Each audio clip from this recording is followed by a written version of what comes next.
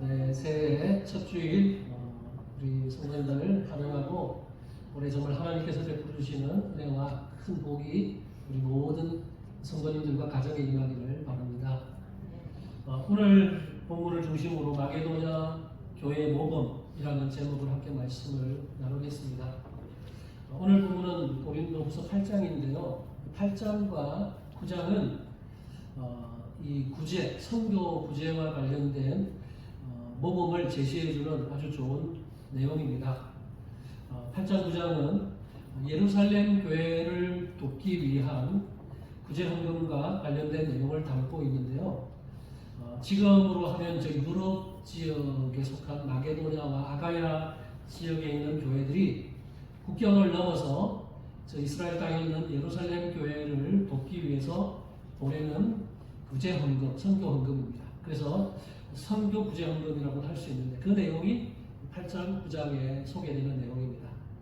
그러면 예루살렘 교회가 어떤 상황이었기에 이렇게 저 국경을 넘어 멀리 있는 마게도냐와 아가야 지역에 있는 사람들로부터 이런 선교 구제 헌금을 받아야 했을까요? 우리가 잘 알듯이 예루살렘 교회는 오순절 성령 강림 이후에 폭발적인 부흥을 경험했던 교회입니다. 베드로가 성령을 받고 설교를 했을 때 한 번에 3,000명, 5,000명이 예수님을 믿고 회심하는 놀라운 역사가 일어났던 교회가 바로 예루살렘 교회였습니다. 그 당시의 숫자를 카운트할 때 남자만을 카운트를 했기 때문에 그 3,000명, 5,000명은 남자 성인의 숫자일 겁니다. 그렇게 보면 여자와 노인과 어린아이들을 다 합치면 최소한 15,000에서 2만 명 정도였다고도 볼 수 있습니다. 예루살렘 교회는 처음에 이렇게 폭발적인 부흥을 하고 나서 우리가 사도행전 초반부에서 보는 것처럼 그들은 어떻게 하냐면 서로 물건을 가지고 와서 내 것을 내 것이라고 하지 않고 서로 물건을 통용하는 아름다운 모습을 보여주었습니다. 그래서 혹시나 주변에 가난하고 힘들고 어려운 사람들이 있으면 자기 집에 있는 걸 가지고 와서 서로 나누었어요. 그래서 초창기에 이렇게 은혜로운 그 예루살렘 교회의 모습은 빈궁한 사람들도 도움을 받고 어려움이 없는 그런 상황에서 예루살렘 교회가 풍성한 은혜를 누렸습니다. 그런데 안타깝게도 예루살렘 그 이스라엘 땅에 심각한 아주 심한 기근이 일어나게 됩니다. 이건 천재지변이죠. 그래서 그 기근 때문에 이제 더 이상 나누고 싶어도 나눌 것이 없는 그런 상황이 되어버린 거예요. 예루살렘 교회가 경제적으로 큰 어려움을 겪게 되었습니다. 뭔가 힘든 사람들이 있어도 내 집에 있는 것을 가지고 나누면 되는데 그전에는 그랬는데 심한 기근이 일어나면서 이제 집집마다 먹을 것도 없고 나눌 것이 없게 된 거죠. 그래서 경제적으로 큰 어려움에 처하게 되었을 때 이런 상황 속에 사도 바울이 자기가 그 이방 지역을 떠돌면서 개척했던 여러 교회들, 그런 교회들에게 예루살렘 교회의 상황을 이야기하면서 우리 예루살렘 교회를 도웁시다 하면서 호소를 합니다.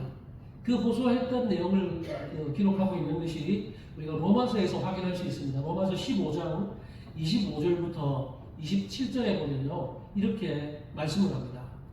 그러나 이제는 내가 성도를 섬기는 일로 예루살렘에 가노니, 지금 바울이 예루살렘의 성도를 섬기기 위해서 간다고 말합니다. 그 다음, 이는 마게도냐와 아가야 사람들이 예루살렘 성도 중 가난한 자들을 위하여 기쁘게 얼마를 연구하였습니다. 왜 가냐면 그 마게도냐와 예루살렘 성도 중에 일부가 그 예루살렘 성도들을 위해서 돕기 위해서 연보를 했는데 그걸 전달하러 간다는 거죠. 자, 그 다음 저희가 기뻐서 하였거니와 또한 저희는 그들에게 빚진 자니 만일 이방인들이 그들의 영적인 것을 나눠 가졌으면 육적인 것으로 그들을 섬기는 것이 마땅하더라. 바울의 고백이에요.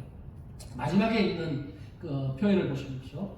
만일 이방인들이, 여기 이방인들은 누구를 말합니까? 아가야와 마게도냐에 있는 성도들을 말해요. 그렇죠? 그 유대인들이 볼 때는 그들은 이방인들이에요. 근데 바울이 그 이방인 지역을 돌면서 그곳에 교회를 개척하잖아요. 그래서 마게도냐와 아가야에 있는 지역의 그 성도들을 이방인으로 표현합니다. 그래서 이방인들이 그들의 영적인 것을 나눠 가졌으면 무슨 말이에요? 예루살렘 성도들로 인해서 시작된 복음이 결국에는 그 이방인 지역까지 가서 너희들이 이제 영적인 것을 얻었지 않느냐. 너희들은 예수님을 모르는 자들이었고 복음을 모르는 자들이었는데 예루살렘 교회에서 시작된 그 복음으로 인해서 그 복음이 너희들에게 전달돼서 영적인 것을 이제 너희들이 나눠 가졌으면 이제 육적인 것으로 그들을 섬기는 것이 마땅하다. 이제 예루살렘 교회가 너무 힘들다니까 먹을 것이 없고 경제적으로 너무 어려운 상황이 되었으니까 너희들이 이제는 육적인 것으로 그들을 섬기는 것이 마땅하다. 이렇게 바울이 기록하고 있는 거죠. 이것을 통해서 영적인 것을 공급받은 이방인 성도들이 이제 힘들 때 또 육적인 것으로 나누어지는 그런 아름다운 모습을 기록하고 있습니다. 바울의 호소가 이런 거죠. 여러분들이 예루살렘 교회로부터 영적인 복음을 전해받았기 때문에 이제 그들이 힘들다니까 육적으로 물질로 도와주었으면 좋겠다 하는 것이 바울의 호소입니다. 이런 호소를 했을 때 가장 적극적인 반응을 보였던 교회가 어느 교회냐면 바로 이 편지를 받고 있는 고린도 교회입니다. 고린도 교회가 확 와닿는 거예요. 우리가 저 예루살렘 교회의 힘든 상황을 좀 도와야 되겠다 하면서 고린도 교회가 가장 먼저 앞장서서 예루살렘 교회를 돕기 위해서 구제 선교 헌금을 하겠다고 발벗고 나섰습니다. 가장 먼저 적극적으로 나섰어요. 작정을 하게 됩니다. 고린도 교회의 열심으로 인해서 다른 교회들도 자극을 받아요. 이게 참 좋은 현상인 것 같아요. 어떤 교회가 굉장히 열심으로 하면 옆에 있는 다른 교회들도 저 교회를 보면서 우리도 저렇게 했으면 좋겠다 힘을 내고 도전을 받는 모습, 이게 이 상황 속에서의 모습이 가장 먼저 고린도 교회가 작정을 하고 우리가 예루살렘 교회를 돕겠습니다 라고 발벗고 나섰을 때 주변에 있는 다른 교회들도 그 교회에 대해서 영향을 받게 되면서 같이 동참하게 됩니다. 그 중에서 이 가장 큰 자극을 받고 도전을 받고 동참하게 된 교회가 어디냐면 바로 마게도냐 교회예요. 그래서 오늘 보면 그 이후에 다음 장인 9장에 보면 9장 1절 2절에 이런 내용이 나옵니다. 우리 9장 1절 2절 같이 한번 읽어보기를 원합니다. 같이 읽어봅시다. 시작. 대하여는 내가 너희에게 쓸 필요가 없나니 이는 내가 너희의 원함을 아니라 내가 너희를 위하여 마게도냐인들에게 아가야에서는 1년 전부터 준비하였다는 것을 자랑하였는데 과연 너희의 열심히 더 많은 사람들을 구발하게 하였느니라.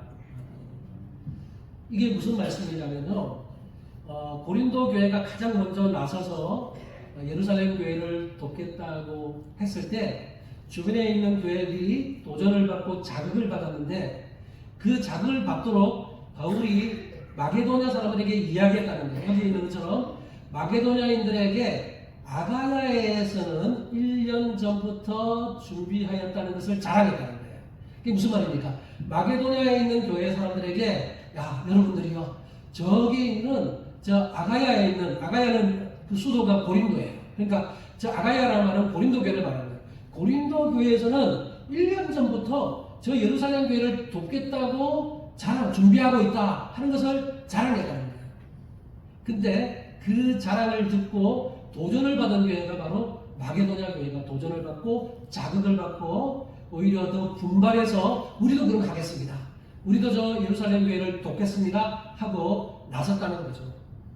이런 열심들이 서로 시너지 효과를 발생하면서 나타나게 되었습니다. 자, 그러면 이 결과가 어떨까요? 1년이 지났어요. 1년 후에 결과가 어떠했느냐? 처음에는 고린도 교회가 예루살렘 교회를 열심히 돕겠다고 작정하고 준비했는데 1년 동안 열심히 준비했지만 아직까지도 준비가 덜 됐어요. 근데 1년 뒤에 시작된 이 마게도냐 교회는 하나가 돼서 열심히 해갖고 먼저 준비를 한 거예요. 그래서 마게도냐 교회가 먼저 이 선교 헌금을 보내게 됩니다. 그래서 바울은요, 지금 이 편지가 고린도후서잖아요. 고린도 교회에 보내는 편지예요. 그래서 고린도 교회 편지를 보내면서 너희들이 1년 전부터 저 예루살렘 교회를 돕겠다고 작정을 해놨는데 왜 아직까지 그 실천을 잘 못하고 있냐 하면서 선교 구제 헌금을 작정했으면 속히 좀 시행해라 하는 의미로서 이 편지를 보내면서 그 마게도냐 교회의 모범을 제시하고 있습니다.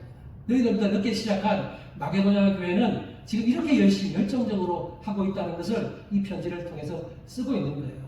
자, 그것이 오늘 본문 1절부터 5절 사이에 나오는 마게도냐 교회가 보여줬던 모범적인 모습인데, 그 모습을 함께 살펴보면서 함께 우리에게 주신 교훈을 받도록 하겠습니다. 여러분, 마게도냐가 어디에 있습니까? 마게도냐는 오늘날로 하면 그리스 북쪽 발칸반도 상부 지역에 속해 있는 지역이 마게도냐예요. 서쪽으로는 볼로냐에서부터 동쪽으로는 빌립보 지역까지 퍼져 있는 지역이 마게도냐입니다.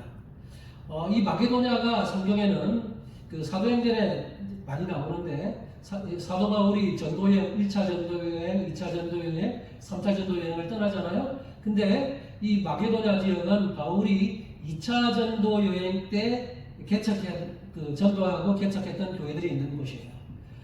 바울이 마게도냐 환상을 봅니다. 그래서 사도행전 16장, 17장에 보면 바울이 원래 다른 지역으로 전도를 하러 가려고 했는데 성령이 바울의 앞길을 좀 막으시면서 마게도냐 환상을 보여줘요. 마게도냐 사람이 나타나서 우리를 도우라 라는 환상을 보게 됩니다. 그래서 바울이 이게 성령의 뜻인 줄 알고 마게도냐 지역으로 가서 복음을 전하게 되죠. 그래서 가장 먼저 전했던 지역이 빌립보. 그래서 빌립보 지역에서 복음을 전하고 빌립보 교회가 생겨납니다.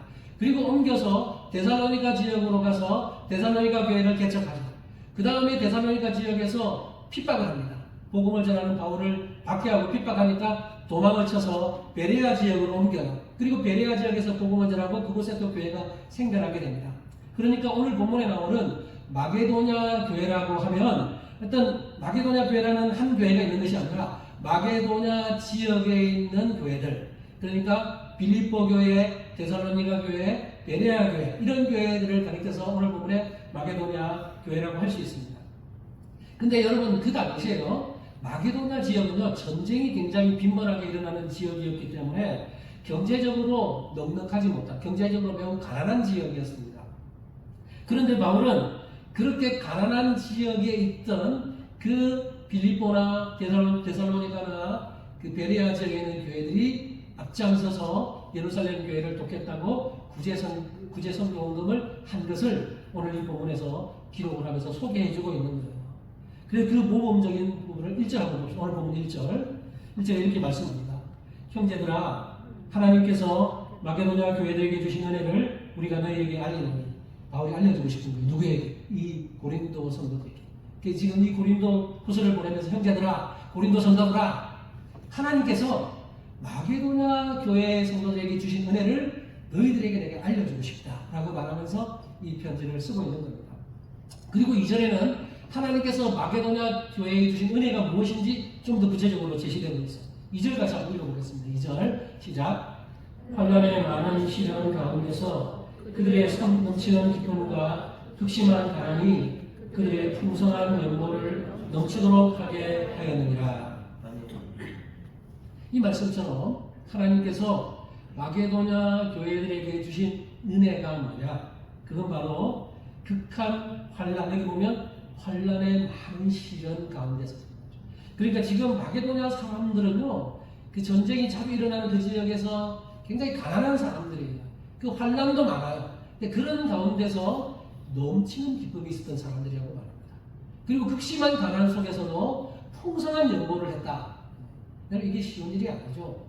이렇게 힘들고 어려운 상황인데 기쁨을 잃어버리지 않았고 그 가운데서도 저 예루살렘 교회를 돕기 위해서 풍성한 연보를 넘치도록 할 수 있었다는 것이 바로 하나님의 은혜입니다. 그래서 이 은혜를 고린도 교회 성도들에게 알려주고 있는 겁니다. 실제로 여러 바울 서신들을 보면요, 그 빌립보 교회에는 빌립보서, 그 다음에 데살로니가 전후서, 이런 성경을 읽어보면 빌립보 교회도 굉장히 많은 어려움이 있었던 것을 우리가 보게 되고, 또 데살로니가 교회도 많은 박해와 또 어려움들을 겪은 것을 그 서신서를 통해서 우리가 읽을 수 있습니다.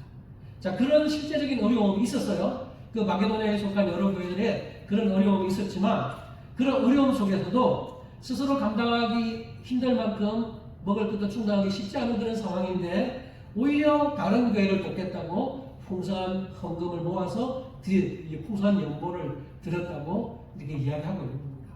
참 아이러니하죠. 여러분, 우리는 돈이 많으면 많이 도와주고 돈이 없으면 못할 것 같은데, 이런 모습을 보면서 우리가 느낄 수 있는 게 뭡니까? 돈이 없고 빈궁에도요, 이렇게 하나님이 은혜 주시면 그 가운데서도 섬길 수 있지만 돈이 아무리 많아도 마음이 없으면 하나님의 은혜가 없으면 섬기지 못한다는 겁니다. 이 모습을 통해서 우리는 이 마게도냐 교회 모금을 통해서 우리 우리 자신을 돌아보고 우리 교회를 좀 돌아보는 그런 기회가 되었으면 좋겠어요. 그래 이런 어려움 속에서도 잘 섬겨나갔던 이런 마게도냐의 모습을 보면서 휴즈라고 하는 그 신학자가 이렇게 이야기를 합니다. 이렇게 평론을 했어요. 그들에게는 시련과 빈곤의 불이 기쁨과 관대함이라는 보석을 드러내주고 정련시켜 주었다. 시련과 빈곤을 겪고 있던 그들이지만 오히려 하나님 은혜 때문에 기쁨과 감격이라는 보석을 만들어내는 그런 은혜가 그 교회에 있었다는 거예요. 그래서 교회에 재정이 풍성하지 못해도 됩니다. 하나님의 은혜로 충만하면 비록 어떤 교회보다 재정이 풍성하지 못해도 그 가운데서도 은혜를 통해서 서로 나눔과 그 은혜의 표현들이 드러날 수 있다는 거예요. 여러분 여기서 오늘 본문 2절에서 한 가지만 좀 언급하고 넘어갈까 합니다. 2절에 보면 어떤 단어가 나오냐면 연보라고 하는 단어가 나옵니다. 풍성한 연보를 드렸다 그렇게 말하죠. 여러분 연보라는 말 많이 들어보셨죠? 저는 어릴 때 모태신앙으로 자라면서 어릴 때는 부모님으로부터 연보라는 말을 더 많이 들었어요. 그래서 교회 주일학교 갈 때 사실 제가 좀 철이 좀 더 빨리 들었으면 제가 부모님 용돈 주는 거 받아가고 연보를 제가 준비해야 되는데 그러지 못하고 부모님이 가면서 그 당시에 500원 자 이거 연보해 이러면서 이제 연보를 챙겨주시면 제가 주일학교 때 연보를 했던 기억이 나는데요. 오늘날은 이 연보라는 단어가 헌금이라는 단어로 많이 대체가 되었고 연보와 헌금이 같이 고정돼서 사용되고 있습니다. 그래서 새롭게 바뀐 이 개역개정 성경을 보면요. 옛날 성경에 연보라고 번역되어 있던 그 단어가 헌금이라고 새롭게 바뀌어서 번역된 그 표현들도 있고 여전히 그대로 오늘 본문처럼 여전히 연보라고 그대로 기록되어 있는 그 번역도 있어요. 예를 들면 그 가난한 과부가 옛날 성경은 가난한 과부가 연보궤에 헌금을 넣었다 이렇게 기록이 되어 있었는데 새로 바뀐 오늘날 성경은 헌금함에 넣었다 이렇게 좀 표현이 바뀌어 있긴 합니다. 그러나 서로 표현이 혼용돼서 사용돼요. 그래서 사실 오늘날은 연보라는 말 많이 안 써죠. 옛날 우리 어른들은 연보라는 말 쓰는데 요즘에 헌금이라는 말로 많이 이제 바뀌었어요. 저도 우리 아이들에게 연보라는 말 한 번도 사용해본 적이 그냥 헌금이라는 말을 썼지 연보라고 말해본 적은 없는 것 같아요. 어쨌든 오늘 본문에는 연보라는 말이 나와서 한 가지만 좀 언급하고 넘어갈게요. 이 연보가 뭐냐? 연보라는 그 헬라 단어의 원래 뜻 속에는 순수, 순결이라는 의미도 있고 다른 사람들을 위해서 긍휼히 여기는 마음으로 인정을 베푸는 것이라는 의미가 있습니다. 그래서 지금 마게도냐 성도들이 풍성한 연보를 예루살렘 교회 성도들을 위해서 했다고 할 때 그 연보의 의미 속에는 그런 게 있는 거예요. 그러니까 저 예루살렘 교회 성도들을 생각하면서 긍휼히 여기는 마음을 담아서 그 헌금을 보냈다는 그 표현 속에 연보라는 그 표현 속에 그것이 있는 겁니다. 여러분 그래서 이 긍휼히 여기는 마음이 없으면 되겠어요? 그냥 그러면 긍휼히 여기는 마음이 없이 의무적으로는 형식적으로 사람들 눈 의식해서 할 수 있는 게 있겠지만 지금 마게도냐 성도들은 굉장히 가난해요. 그들도 힘들어요. 그런 가운데서 나도 힘든데 어떻게 다른 사람들 도와줄 수 있겠어요? 그건 바로 그들 마음속에 긍휼히 여기는 마음 그런 연보라는 그 표현 속에 그 의미가 있잖아요. 그래서 그 연보를 모아서 그 예루살렘 교회를 돕는 일에 보낸 것입니다. 이처럼 마게도냐 교회의 성도들은 환난과 가난 중에서도 예루살렘 교회의 성도들을 생각함으로 기쁨으로 풍성한 헌금을 드릴 수 있었습니다. 그 헌금을 드릴 때에 그들의 마음을 오늘 3절부터 5절에서 바울이 표현을 이렇게 합니다. 어떤 자세와 어떤 마음으로 마게도냐 성도들이 그 연보를 드렸느냐 같이 3절부터 5절 한 번 더 읽어보겠습니다. 읽어봅시다. 시작. 내가 증언하노니 그들이 힘에 지나도록 자원하여 이 은혜와 성도 섬기는 일에 참여함에 대하여 우리에게 간절히 구하니 우리가 바라는 것뿐 아니라 그들이 먼저 자신을 죽게 드리고 또 하나님의 뜻을 따라 우리에게 주었도다. 아멘. 마게도냐 성도들이 그 헌금, 연보를 모아서 예루살렘 교회를 돕기 위해서 보냈을 때 그들의 자세와 마음을 여기에 기록하고 있는데요. 그 연보의 특징, 그들이 모아서 드린 그 연보의 특징에 두 가지를 함께 여기서 볼 수 있는 게, 하나는 뭐냐면 그들은 힘에 지나도록 드렸다는 겁니다. 여기 보죠. 그들이 힘대로 할 뿐 아니라 힘에 지나도록 했다. 이게 무슨 말이에요? 여러분, 힘에 지나도록 했다는 말은 뭐예요? 먼저 힘대로 했다는 말은 뭐예요? 힘대로 했다는 말은 자신의 그 상황, 자기 형편에 맞게 적절하게 했다는 것이 힘대로 했다는 거예요. 그래서 뭐 부유한 사람들은 그 상황에 맞게, 없는 사람들은 그 상황에 맞게. 그러니까 힘대로라는 표현은 지금 자기가 처한 그 상황, 형편에 맞게 적절히 드렸다는 것이 힘대로예요. 근데 지금 마게도냐 성도들은 어떻게 했다고요? 힘대로 할 뿐 아니라 힘에 지나도록 드렸다는 것입니다. 힘에 지나도록은 그 자신의 상황을 뛰어넘어서 더 많이 드렸다는 거죠. 여러분, 이처럼 힘에 지나도록 드렸다는 말 속에는 몇 가지가 전제되어 있어요. 내가 조금 힘들어도 그 힘든 일을 감수하겠다. 그리고 내가 힘든 상황일 수 있지만 하나님께서 그러면 또 채워주실 것이다 라고 하는 이 두 가지가 전제되어 있어요. 여러분이 신앙생활하면서 누군가를 도울 때요, 너무 과용이나 뭐 동명심으로 남의 눈에 의식해가지고 도울 수 없는 상황인데 막 억지로 그렇게 할 필요 없어요. 힘대로 하시면 제일 좋지만 가끔씩 감동을 주시면 힘에 지나도록 할 수 있어요. 그러나 그럴 때는 내 마음속에서 하나님 주시는 그 은혜 때문에 그렇게 하고, 내가 그렇죠, 힘들어도 내가 감수하겠다라는 그 마음과 함께 하나님이 또 필요한 부분 채워주실 거라는 그 믿음 가지고 할 때 힘에 지나도록 할 수 있는 거죠. 그러니까 지금 마게도냐 성도들은 힘에 지나도록 도왔다는 이 표현 속에는 그런 것이 전제되어 있다는 것입니다. 자, 두 번째, 마게도냐 성도들은 자원해서 했다는 겁니다. 힘에 지나도록 그날 자원해서, 억지로 한 것이 아니라는 거예요. 바울이 시켜서, 바울이 너희들 왜 안 하냐? 저 예루살렘 성도들 지금 막 죽어가는데 너희들 뭐하냐? 그러면서 막 엇박지르기 때문에 억지로 강제로 한 것이 아니라고 하는 것을 그 다음 구절의 4절을 통해서 우리 확인할 수 있어요. 4절 보세요. 4절 이렇게 말합니다. 이 은혜의 성도 섬기는 일에 참여함에 대하여 우리에게 간절히 구하니. 바울이 그들을 찾아가가지고 너희들 제발 좀 해라 하고 멱살 잡고 한 것이 아니라 그들이 먼저 바울을 찾아왔다는 거예요. 그러면서 이 은혜의 성도 섬기는 일에 참여하는데 바울을 찾아와서 오히려 구했다. 우리가 하겠습니다. 우리에게 하게 해주세요. 이렇게 간청했다는 거예요. 이게 은혜죠. 이런 것이 교회에 있다면 그런 교회는 참 은혜롭게, 참 하나님의 은혜가 넘치는 교회라고 생각합니다. 여기 4절 첫 부분에 이 은혜라는 단어가 있어요. 이 은혜. 이 은혜가 뭡니까? 바로 그들은 그 예루살렘 교회 성도를 돕는 것을 이 은혜에 참여하는 것이라고 생각하고 있어요. 그래서 그들이 헌금을 어떤 자세로 했는지를 이 표현을 통해서 볼 수 있습니다. 그들이 예루살렘 교회를 위해서 구제 선교 헌금을 하는 것을 은혜라고 여기고 있다는 거예요. 그래서 어떤 사람은 막 이게 무슨 은혜야, 막 억지지, 이게 해봤자 무슨 유익이 있어, 나에게 아무 유익도 없어. 그러면 마음속에 이게 헛수고지, 낭비지, 나에게 돌아오는 거 아무것도 없는데 이렇게 생각하면 아무것도 못하는 거죠. 그러나 이 마게도냐 성도들은 자기들도 힘들지만 더 힘든 교회를 위해서 도와주면서 이것은 은혜에 동참하는 것이라고, 하나님의 은혜에 동참하는 것이라고 생각하고 있는 거예요. 이 구절을 세번역 성경을 제가 한번 소개해 드릴게요. 제가 적지는 않았지만 세번역 성경 이렇게 번역을 하고 있습니다. 그들은 성도들을 구제하는 특권에 동참하게 해달라고 우리에게 간절히 청하였습니다. 이렇게 번역하고 있어요. 그러니까 예루살렘 교회를 돕는 것을 특권, 교회 섬기는 특권이라고 번역을 하고 있습니다. 그렇기 때문에 그들은 이런 섬김을 할 수 있었던 것입니다. 여러분, 오늘 본문에서 더 중요한 한 가지 사실이 있습니다. 마지막 5절에 갑니다. 5절을 보면 이렇게 말해요.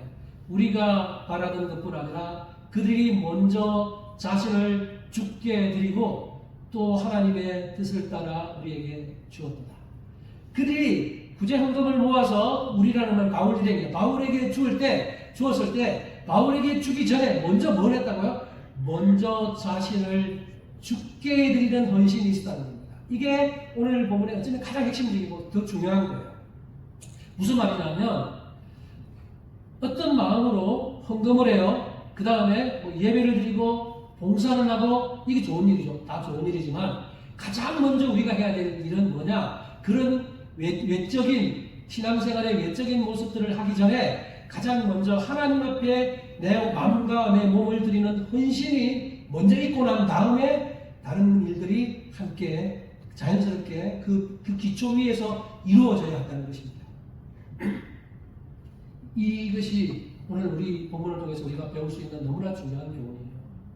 헌금뿐만 아니라 예배, 기도, 찬양, 봉사 이 모든 신앙생활의 외적 표현들은 하나님을 향해서 자신이 먼저 하나님을 향한 헌신의 마음 이것이 있고 나서 그 이후에 이런 것들이 이루어져야 함을 오늘 본문 우리에게 보여주고 있습니다. 이 모습들을 마게도냐 교회가 우리에게 모범으로 제시해주고 있습니다. 그러니까 중요한 것은 그들이 힘에 지나도록 드렸다니까 얼마를 드렸을까? 여러분 뭐 거기에다 물음표를 하시면서 도대체 얼마를 드렸는데 힘에 들어 저렇게 했을까? 중요한 것은 얼마를 드렸다는 액수가 아니에요. 그들의 형편보다 훨씬 더 많이 드렸다는 정도의 의미만 기억하시면 되고 중요한 것은 액수가 아니라 그 액수 이전에 하나님을 향한 그들의 헌신, 하나님을 향해서 먼저 자신의 마음을 드리고 자신의 몸과 마음을 드리는 그 헌신된 마음이 더 중요하다는 것입니다. 예. 오늘 우리가 예배 드리고 있습니다. 그리고 기도도 하고 또 찬양도 했죠. 그리고 나간 봉사도 합니다. 여러분 이런 모든 그 가운데 참된 예배, 참된 찬양, 참된 기도, 참된 봉사가 되기 위해서는 먼저 우리가 하나님께 헌신하는 그 헌신이 뒷받침되어야만 그것이 참된 헌신입니다. 돈만 아무리 많이 들어도 우리의 마음이 하나님을 향한 헌신이 빠져 있으면 그건 아무것도 아닌 겁니다. 네, 그러므로 우리는 무엇보다 하나님을 향한 내 마음의 헌신이 있는지부터 우리가 먼저 점검하고 돌아보셨으면 좋겠습니다. 그런 다음에 그 기초 위에서 헌금을 하시고 그 기초 위에서 봉사를 하시고 찬양을 하시고 그러셔야 됩니다.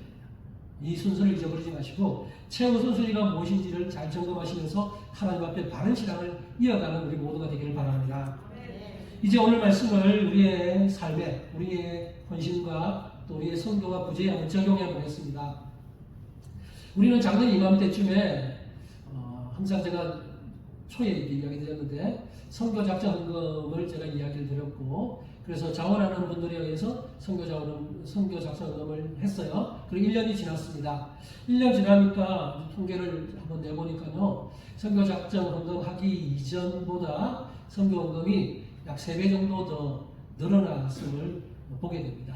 물론 제 액수가 중요한 건 아니에요. 제가 말하고자 하는 것은 여러분이 선교에 대한 그 영적인 부담감을 가지고 마음을 가지고 함께 동참해 주신 결과로 이루어진 것이라는 사실이에요. 여러분도 잘 아시겠지만 모두 다 동의하시겠지만 선교는 예수님의 명령이고 아무리 강조해도 지나치지 않는 것이 선교입니다. 저는 여러분에게 다 선교하십시오 라고 말하고 싶은데 다 가면 우리가 아무도 안 나오니까 그렇게는 못하겠지만 다 선교에 대한 마음을 가지십시오 라고 말하겠어요. 그러니까 여러분 어떤 형태로든지 나가는 선교사든 보내는 선교사든 선교에 대한 마음은 우리가 다 같이 가지고 있어야 합니다. 그 부담들도 가지고 동참해야 합니다. 그래서 우리는 그런 동참의 의미로 못 나가면 올해는 이라도 동참하자 하는 의미로 올해도 여전히 선교 작전금을 할 텐데요. 그 작전하는 시간을 가질 텐데 여러분 제가 늘 말씀드리지만 절대로 강제 아니고 강요 아닙니다. 여러분 자원해서 하시면 됩니다. 작년에도 자원해서 하셨듯이 올해도 자원하시면 절대로 마음의 부담 가지지 마시고 하나님 주시는 마음만큼 자원해서 하시기를 바랍니다. 그리고 그래서 오늘 제가 설교 제목을 마게도냐 교회 모범 이렇게 붙였는데요. 우리가 마게도냐 교회 성도들의 그 모범을 본받아서 가장 먼저는 여러분의 마음이 하나님을 향한 헌신적인 마음인지 하나님을 향해서 여러분의 몸과 마음을 드리고자 하는 그 마음이 먼저 있는지를 점검하시기 바랍니다. 그 다음에 여러분이 어떤 신앙의 외적인 활동들을 하십시오. 예배를 나올 때 그 마음의 배경, 그 기초 위에서 예배장에 나와서 예배 드리셔야 됩니다. 하나님을 향한 여러분 헌신의 마음 위에서 찬양을 하셔야 되고 기도를 하셔야 되고 헌금을 하셔야 됩니다. 자, 그렇게 우리가 온 마음을 다해서 하나님께 헌신의 마음을 가지고 그 배경 위에서 하신다면 하나님이 우리를 기뻐 받으실 것이고 하나님 앞에서 귀하게 사용되리라고 저는 믿습니다. 우리 선교헌금 관련돼서 한 가지만 말씀드리면, 여러분이 드리는 선교헌금은요 이제 우리 교회의 선교 사역과 관련된 일에만 사용될 겁니다. 그러니까 우리 교회에서 어떤 선교 사역을 하든지 또는 우리 교회에서 돕는 협력 선교사들을 돕는 일, 그리고 그런 일들에 사용될 거라는 사실 기억하시고, 작년보다 훨씬 많이 늘었다고 했는데 그렇기 때문에 우리가 더 할 수 있는 게 있어요. 작년보다 더 많이 늘었으면 우리가 협력 선교사를 더 늘릴 수도 있고요. 아니면 액수를 더 늘릴 수도 있고, 그리고 또 우리 교회에서 선교적인 것과 관련된 일들을 하는데도 함께 지원해 줄 수 있습니다. 예를 들면 우리 교회에서 작정하고 자원하는 사람들 모아서 단기 선교를 간다, 아니면 비전 트립을 간다, 이럴 경우에도 그런 선교헌금 모아진 것 가지고도 함께 좀 지원을 해주면서 같이 다녀올 수 있어요. 제가 가지고 있는 직원 중에 하나가 뭐냐면, 저는 여러분들이 선교적인 것들을 어떤 형태로든지 경험해 보면 그 경험을 통해서 여러분의 지경이 넓어진다고 믿습니다. 경험을 해보지 않으면요 이론적인 것 가지고는 아무리 말해도 잘 안 느껴져요. 그러나 실제로 단기 선교를 한번 가보고 어떤 지역에 복음이 들어가지 않은 지역에 굉장히 가난한 어떤 나라들에 가서 그 지역에 있는 사람들을 뭐 일주일이든 2주일이든 한번 보고 섬겨보고 오면 선교에 대한 마음이 확 열려요. 제가 그랬기 때문에요. 그런 것들이 있기 때문에 저는 미국 땅에도 여러 뭐 기독교 유적지나 선교할 수 있는 그 지역들이 많고 뭐 그런데 이런 지역을 탐방만 해봐도 저는 보는 것이 우리의 마음을 넓혀줄 수 있는 그 좋은 기회라고 믿기 때문에 절대로 저는 그런 부분에 대해서 거부 반응이 없습니다. 오히려 찬성합니다. 그래서 우리 모든 성도들이 못 가도 뭐 335 마음 맞는 사람 자원해서 우리 선교에 대한 것들을 계획하면 그런 부분에 본인 부담하고 교회에서 약간 부담해주고 그래서 가져오면 그 마음이 열리는 거죠. 저는 그런 일들이 우리 교회에서 일어날 수 있으면 좋겠다 하는 바람이 있습니다. 이제 말씀을 정리하겠습니다. 성도 여러분, 오늘 우리가 하나님 앞에서 첫 주일을 보내면서 마게도냐 교회가 보여줬던 그 모범적인 모습을 함께 살펴봤고, 또 특별히 우리가 어떤 마음으로 헌금을 하고 또 예배를 하고 선교했는지 봤는데요. 오늘 헌금 부분과 관련돼서 바른 자세가 뭔지 한 구절만 읽고 마치겠습니다. 너무나 여러분 잘 아는 많이 읽어봤던 말씀인데 고린도후서 9장 7절 같이 한번 읽어봅시다. 시작. 저 맘대로 할 것이요 인색감으로나 억지로 하지 마시니 하나님은 즐겨내는 자를 사랑하시느니라. 여러분이 11조를 하든 감사헌금을 하든 성경헌금을 하든 무엇을 하든 자원하는 억지라 인색하면 안 됩니다. 그래서 저는 여러분에게 이 말씀을 드리면서 말씀을 마치도록 하겠습니다. 우리 같이 한번 기도합시다.